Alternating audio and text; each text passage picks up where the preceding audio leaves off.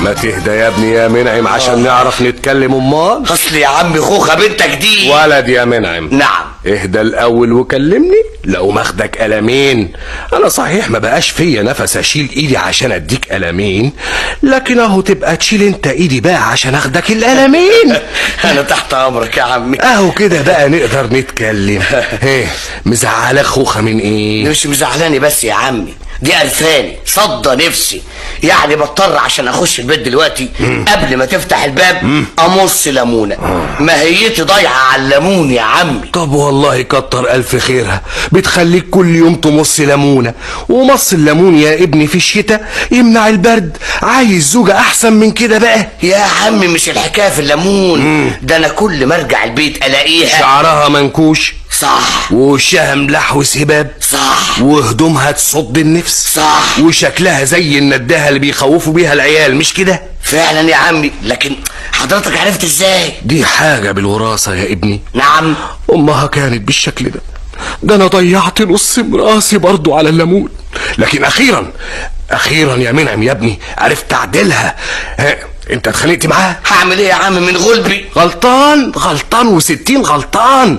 مش دي الطريقه يا عبيط، هي الستات تيجي بالخناق. امال بايه؟ بالخرزانه؟ خرزانه ايه يا راجل يا اهبل انت؟ امال بايه يا عم؟ بالشومه؟ بافكار عمك يا واد. طب ما تقول لي يا عم، انقذني من الليمون. شوف العبيط، عايزني اقول لك كده علني؟ امال ازاي؟ تعالى نعلمكم وناكل من بيوتنا. هات ودنك.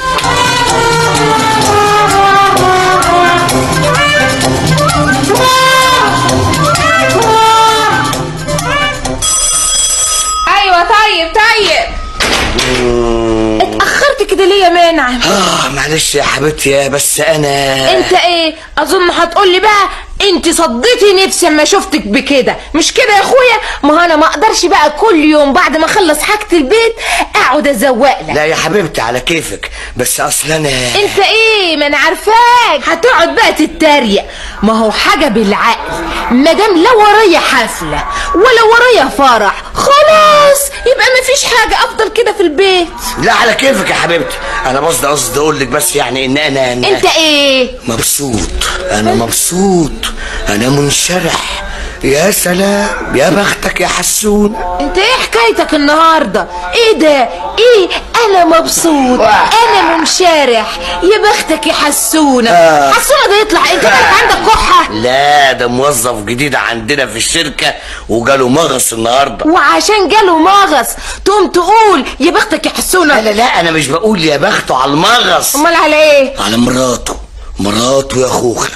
يا بختك يا حسونه. ما تفهمني ايه حكايتك بالظبط؟ اصل لما جاله مغص خدته وروحته على البيت. وبعد ما روحته البيت؟ وبعد ما روحته يا ستي يا بختك يا حسونه. ما تتكلم بقى. مراته قابلتنا، تقوليش متجوز حته مرمر ولابس فستان، تقوليش متجوز حته كريستال ولابسه فستان. اهدى ايه يعني؟ حلوه قوي يعني؟ ابدا، نص بس شكلها لبسها ياهو. يا بختك يا حسونه.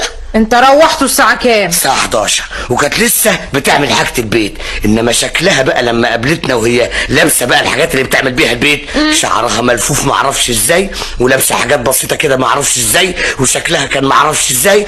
ياهو يا بختك يا حسونه. يعني ايه الكلام ده بقى يا سمينعي؟ الغريبه يا خوخه، تعرفي اول ما دخل الشقه وشاف مراته راح منه المغص وجالي انا. ايه الكلام ده بقى؟ افهم انا بقى، شتيمه دي بقى ولا؟ لا شتيمه ايه؟ ما نفهم ثاني لما اشتمك. اصل هو انا يعني لما افتكرتك ويجي لي مغص يبقى شتيمه؟ يا بختك يا حسونه. طب ما خلصنا بقى من حسونه ده، واتفضل بقى قوم اتغدى. لا يا حبيبتي كتر خيرك، انا اكلت عند حسونه. اشمعنى؟ كانوا عاملين ديكروم يعني؟ لا ابدا، بصاره. بس منظر مراته بقى وهي بتقدم لنا البصاره حاجه تفتح النفس.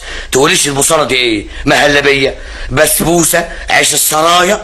يوه يا بختك يا حسونه.